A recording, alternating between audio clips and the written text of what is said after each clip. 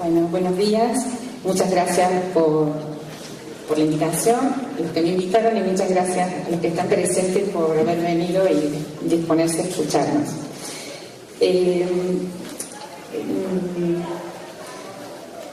Traigo una reflexión de Freire que nos decía que la cabeza piensa donde pisan los pies. Por esto a mí me gustaría compartirles desde dónde digo, de dónde reflexiono lo que voy a compartirles. Yo soy maestra y soy licenciada en Ciencias de Educación y trabajé y viví 20 años en una comunidad wichí en el impenetrable chaqueño. Ahí tuve oportunidad de ir creciendo, además de desarrollando las hipótesis que tenía acerca del lugar nuestro como maestros y las hipótesis muy vagas, muy difusas que tenía acerca de la educación de los pueblos aborígenes. Y a eso le dediqué desde el 85, que me fui a vivir al Chaco. Digamos, me estoy dedicando a pensar en esas cosas junto con muchas personas que nos vamos encontrando en el camino, como con Teresita, por ejemplo, que nos conocemos desde aquella época. Y también traigo ya está bien puesto en la pantalla, gracias. Traigo esta historieta de Quino, que en tan pocas palabras nos hace pensar cosas tan profundas, donde el abuelo está en la biblioteca con el nieto y están mirando todos los libros que hay. Entonces el abuelo le dice, el nieto le dice que se ha leído todos estos libros. Sí, le dice el abuelo, le he dedicado mi vida. Entonces le muestra que ha estudiado a fondo quiénes fueron los egipcios, los persas, los griegos, los etruscos, los romanos, y entonces después le muestra también los mayas, los aztecas y los incas. Y entonces el nieto le pregunta, ¿y nosotros, abuelos, quiénes somos nosotros? Y el abuelo se queda muy sorprendido, sin palabras, y entonces, cuando la mamá le pregunta por su abuelo, el nene le dice, está en la biblioteca llorando, ¿no? Y entonces, ¿de qué sabemos? ¿Qué hemos aprendido a lo largo de nuestro paso en el sistema educativo? ¿Cuáles son las cosas que la escuela elige enseñar y las cosas que la escuela elige omitir, digamos? Y entonces, ¿hacia dónde estamos mirando? También, en ese mismo sentido, les propongo, espero que se pueda ver bien, si conocen esta lengua, por ejemplo, ¿en qué lengua está escrita esta historieta? No sé si se lee algo, pero a lo mejor el título ya podemos hacer alguna hipótesis. En italiano. Y esta, por ejemplo, en inglés. Rápidamente nos dimos cuenta. Y, por ejemplo, esta receta en francés. Y, por ejemplo, este titular de un diario nos parece que en alemán. Somos multilingües, audiencia. Y esta está en ruso. Alguien dijo hebreo también, está en más distante, en menos circulación, pero ruso dijeron muchos. Y bueno, y entonces también en el mismo sentido pregunto en qué lengua está escrito este fragmento de un cuento. ¿No se lee? No se ve bien. Está muy gris, no se distingue. ¡Ay, qué pena! Me parece que me hacen trampa porque no se dan cuenta qué lengua está escrita. ¿Se ve esta? Sí. Bueno, dice... pero les voy a leer entonces algo de la pelo. Dice... Tohlapese na yenhuito la kahele huetapapante necha lamish y hanes pa iunetzel. Se lee, Teresita fue así. Estoy haciendo un trampa mal. Lo leí. Aymara, ¿viste? A ver, la segunda, o si otra, digamos, también es una página de otro libro. Ñande arete. Eso es guaraní, porque ñande. Arete guazú, ¿qué es? Guaraní. Y ¿Qué tengo que hacer para que se vean estas? Ah, mucha luz. Bueno,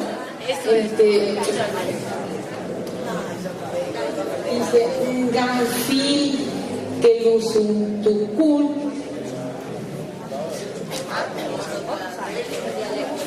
Quechua podría ser. Bueno, la idea era un poco esto, ¿no? Pensar cómo, con qué rapidez, con qué certeza reconocemos lenguas europeas que,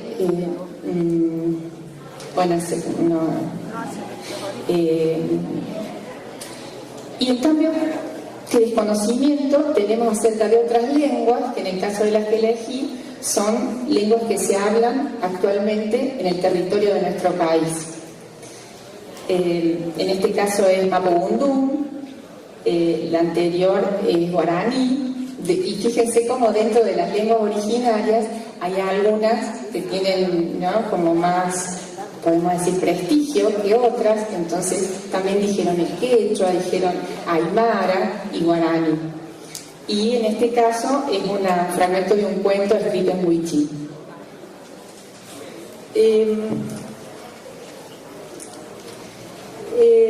Si uno preguntara, les pregunto también a ustedes, ¿cuántas lenguas creen ustedes que se hablan en el mundo?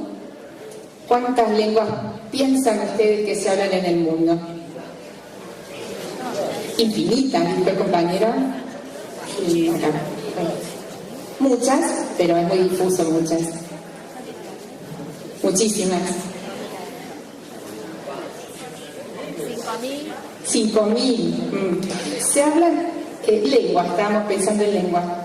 5.000 y 6.700 lenguas, dicen los lingüistas, y discuten entre ellos si van a contar tal lengua como viva porque tiene pocos hablantes, o si esta lengua la van a contar como lengua o no porque es un dialecto. Son discusiones que tienen entre ellos, pero lo que sabemos es que hay varios miles de lenguas.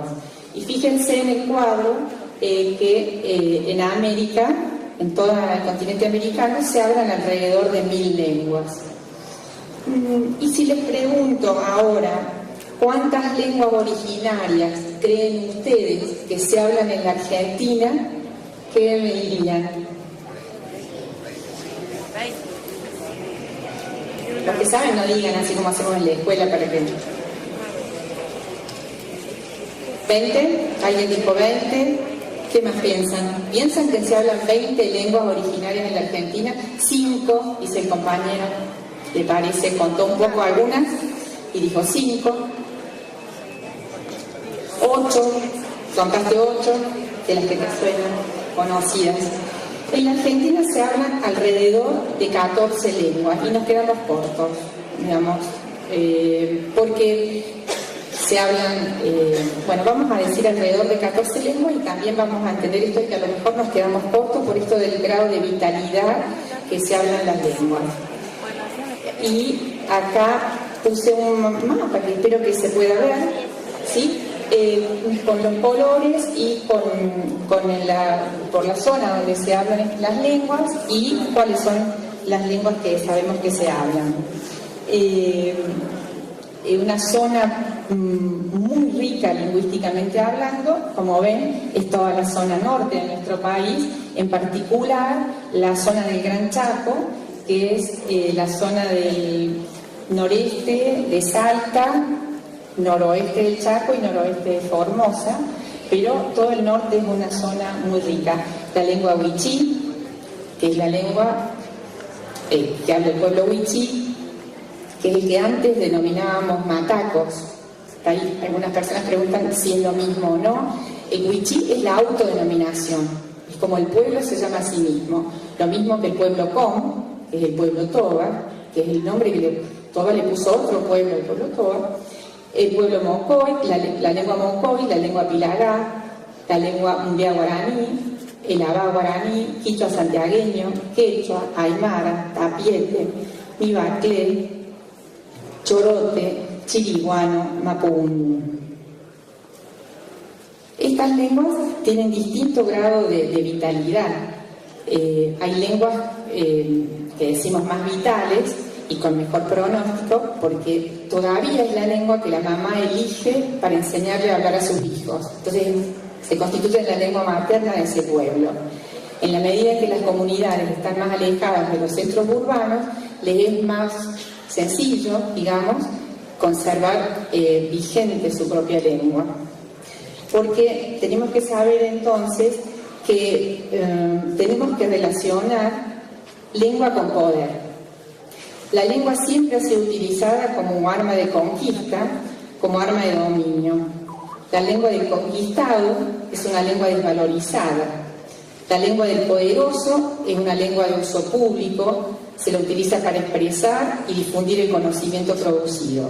Esa lengua se va enriqueciendo, en cambio las otras se van debilitando y empobreciendo. Cualquier esfuerzo por favorecer el uso y la funcionalidad de la lengua implica también el fortalecimiento del grupo que la habla.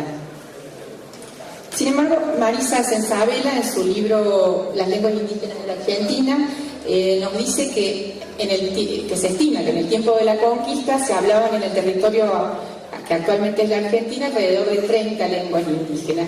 Entonces uno dice, perdimos casi la mitad de las lenguas. No las perdimos. Algunos escuchan, murieron casi la mitad de las lenguas. No, las lenguas no se mueren de muerte natural, no son un ser vivo. A una lengua la mata otra lengua, la mata una lengua hegemónica, la mata la lengua del dominador, porque la va arrinconando a ámbitos de uso cada vez más privados, hasta que, y en esto se manifiesta este debilitamiento que decíamos recién, hasta que los hablantes deciden no enseñarle más esta lengua a los hijos. Y ese es el peor momento para la lengua, porque es cuando la lengua empieza a morirse. Pero, como decimos, es haber perdido una batalla política, económica, y que nos habla precisamente de la asimetría de los pueblos que hablan una lengua u otra.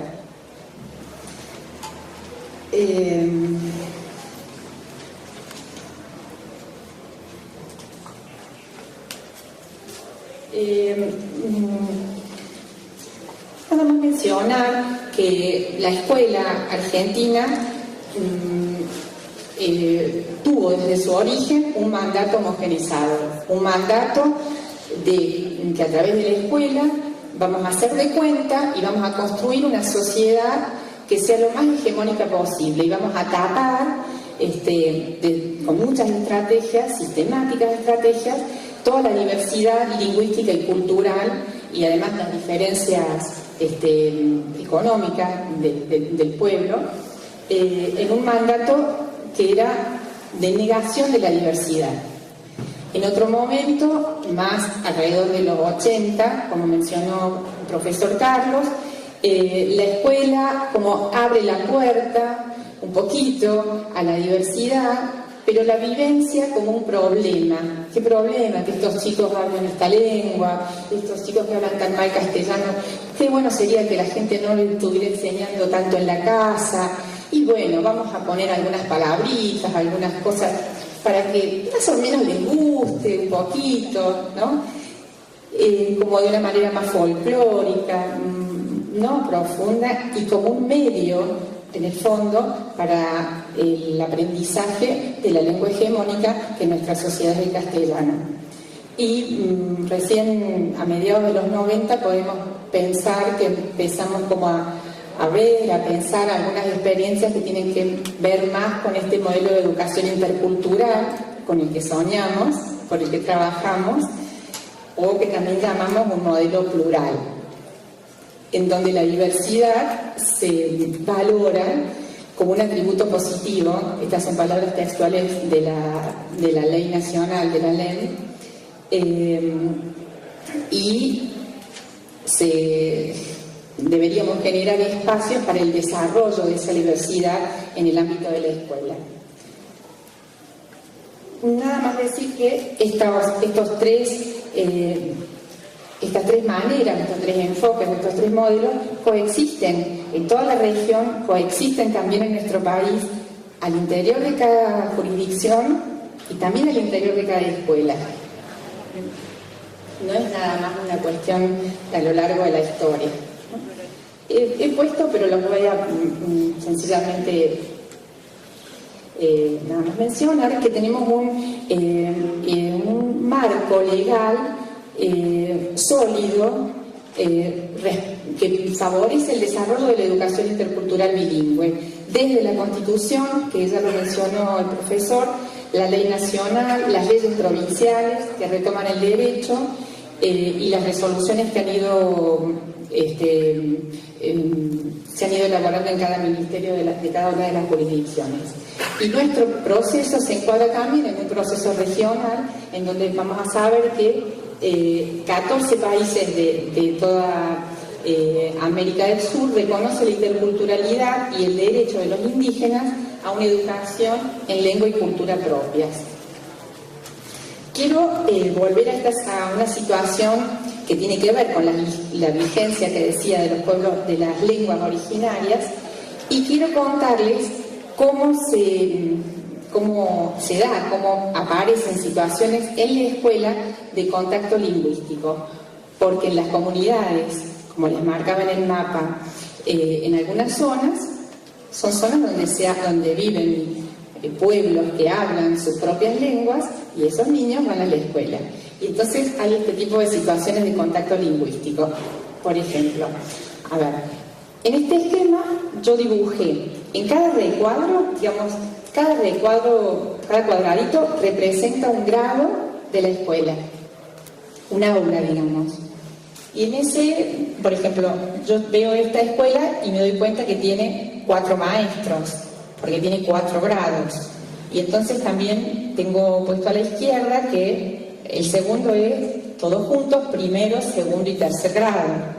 En el tercer recuadro están juntos cuarto, quinto y sexto grado, ¿sí?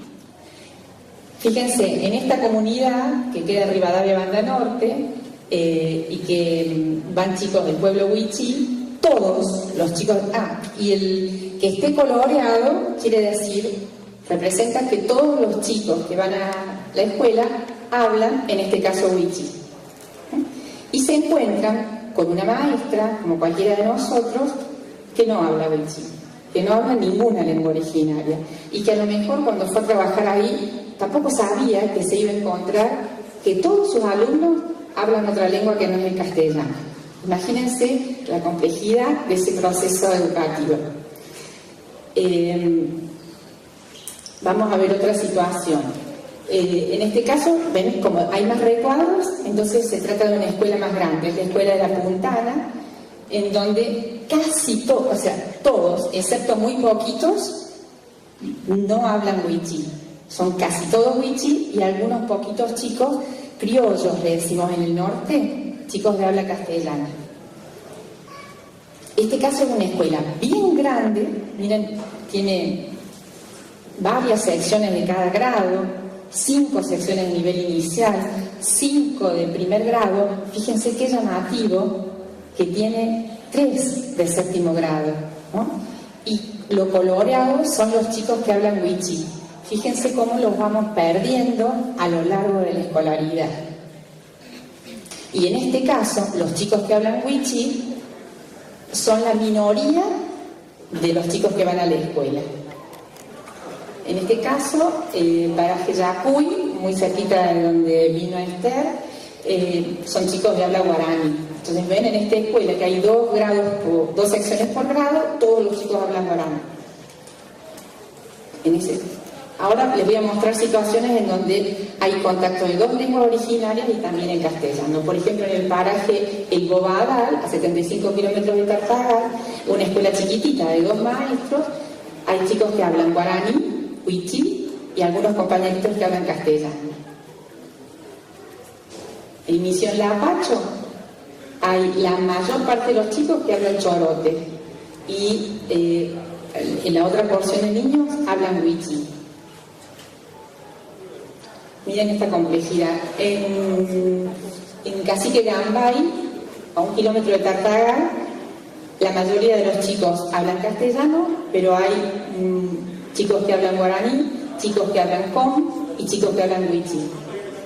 En esta escuela en Misión La Paz hay la mayoría de chicos chorotes, chicos que hablan wichí, chicos que hablan cholupí y chicos que hablan castellano.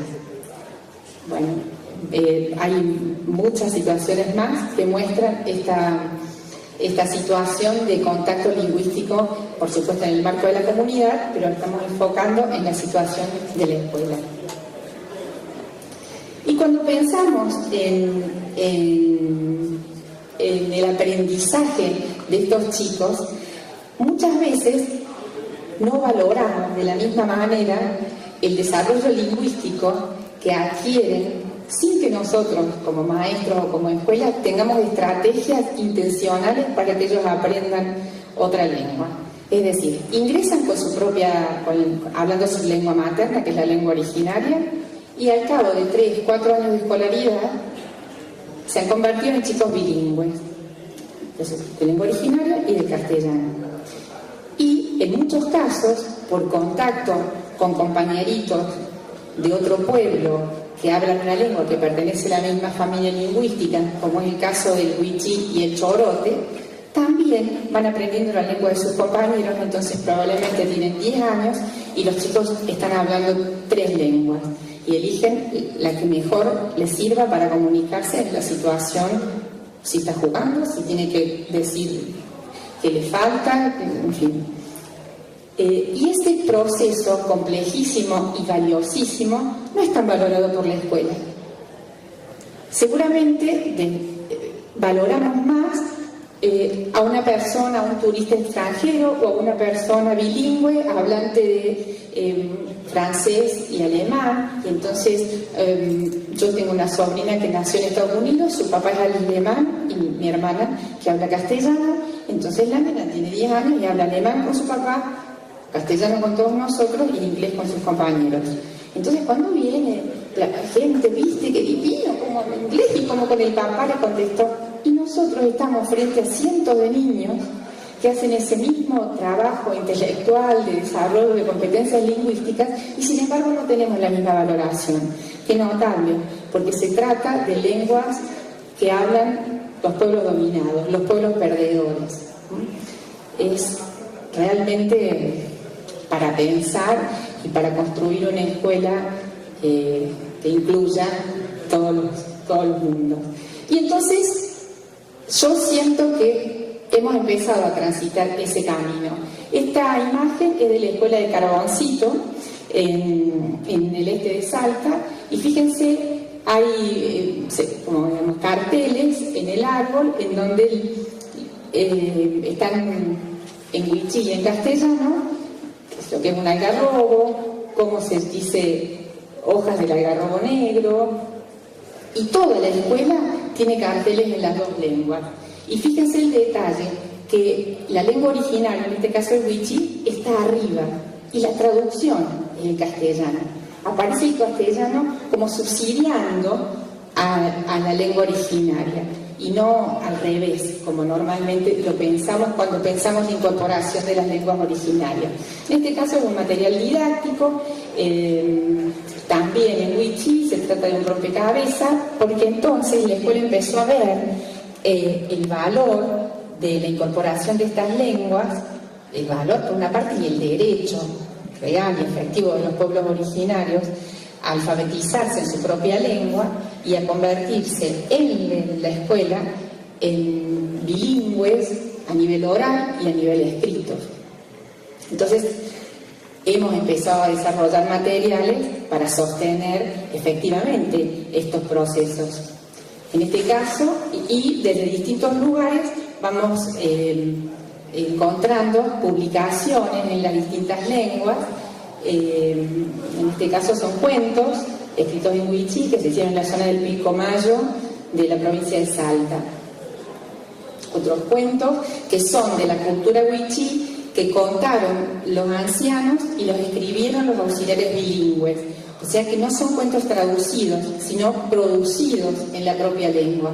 Y al contrario, traducidos al final para nosotros, que no entenderíamos el texto en la lengua originaria. Además de la alfabetización, de los textos que se van produciendo con mucha dificultad, muy de poquito a poco, muy aprovechando coyunturas y fisuras del sistema más bien, también se va avanzando en la sistematización de gramáticas para que el aprendizaje de las lenguas en el marco de la escuela no termine nada más en el proceso de alfabetización, sino también que las lenguas originarias sean lenguas sobre las que se reflexiona, que esas lenguas sean también objeto de aprendizaje, no solamente el vehículo del aprendizaje. Así como nosotros aprendemos castellano y aprendemos gramática y las clases de palabras y analizamos cómo se ordenan sintácticamente, esto mismo lo podemos pensar y estamos trabajando en la elaboración de gramáticas que los lingüistas han producido. Tenemos producciones de los lingüistas, podemos decir en todas las lenguas, pero esas producciones no nos sirven para el ámbito de lo escolar. Tenemos que trabajar en la elaboración de un material que sea útil para aplicarlo en la escuela. En este caso es una gramática pedagógica Pilagá. Y en este momento el Ministerio de Educación de la Nación está lanzando una convocatoria a autores indígenas, jóvenes indígenas, para escribir cuentos, relatos, poesías, canciones, poesías que pueden tener música, si son jóvenes que hablan la lengua, en su propia lengua, y si son pueblos que han perdido su lengua, será en castellano. Esta convocatoria se está lanzando en todas las provincias y después se va a hacer una publicación no pienso con todos, pero con algunos de estas obras. Y en este caso les traje una imagen de un libro también de poemas publicado en México y que está en castellano y en 3 lenguas originarias. Y está el diseño, ven que es así como un cuadro, todas las páginas repite ese diseño y en el mismo, fíjense que desde el diseño, con la misma jerarquía, con la misma estética, aparecen todas las lenguas. Ninguna lengua es traducción de la otra, ni subsidiaria de la otra, porque eso también está dando mensajes. Bueno, para terminar, quisiera leer una reflexión de Luis Rial, del libro El sentido de buscar, que a mí me gusta mucho porque también decíamos recién con los compañeros que los que trabajamos en el proyecto de la EIB, como decimos, Educación Intercultural Bilingüe, nos ha tocado y nos sigue tocando, como decimos en el monte, abriendo picadas a machete. Y abrir picada implica que te raspas, que hay espinas, que se te hacen callos en las manos por el machete, que tenés calor, que querés sentarte y no seguir. Son situaciones en donde, que implica poder encontrarse con otros y en este sentido no dejarse, no colgar la toalla. Y entonces me gustó esto de este libro de Luis Rial que se llama El sentido del buscar y dice: muchos de nosotros venimos experimentando en estos últimos tiempos la sensación de que algo se está moviendo en nuestra sociedad y que ese movimiento expresa fundamentalmente la ruptura o el debilitamiento de algunos componentes del modelo dominante en las últimas décadas. Este es un momento de crisis, momento en el cual lo viejo está agonizando o muerto y lo nuevo aún no ha terminado de nacer, momento por lo tanto de incertidumbre. La muerte de lo viejo aniquila también las viejas certezas. Sin exageraciones simplistas y deslocadas, quiero rescatar aquí que esta sensación estimula con más fuerza y quizá con más convicción a pensar cómo construir un futuro mejor, lo que significa nada más y nada menos que un futuro más justo que el presente. Muchas gracias.